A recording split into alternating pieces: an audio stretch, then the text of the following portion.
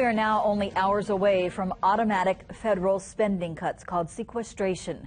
Good evening, I'm Paula Akana. This could have a serious impact on Hawaii, especially to our military. KITV4's Lara Yamada joins us with more on why this may not be the worst of it. Lara. Well, Paula, in less than 2 hours, $85 million in spending cuts are supposed to go into effect. We talked to Congresswoman Colleen Hanabusa and other lawmakers today. She says the House has recessed. There is nothing on the agenda tomorrow, and they don't plan to reconvene until Monday. Unfortunately, it does not look good. Worrisome words from Hawaii's congressional delegation today. Lawmakers already preparing for damage control. It's going to be a while, I think, before we actually feel the full impact of sequestration, and there will be an impact. It's like a mess that's kind of leaking all over the place, and the more time goes by, the worse the mess becomes.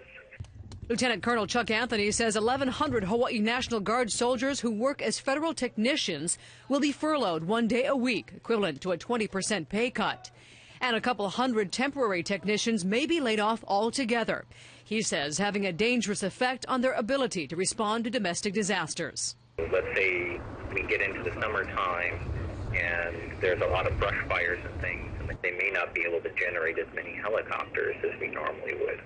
We need to be prepared for a rollout of contingencies.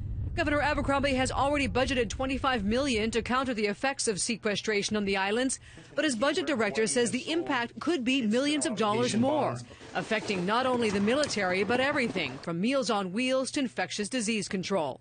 We're also going to see impacts on low-income housing, Section 8 vouchers. We'll see impacts with special education and some of the federal funding. The immediate question is not what will happen on Friday, because this will take some time to unfold, but whether or not there will be a complete shutdown of the government within a month.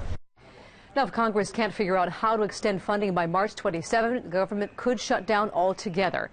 Anthony says that will have a huge impact on the military, drastically cutting flight hours and putting disaster readiness in a standstill.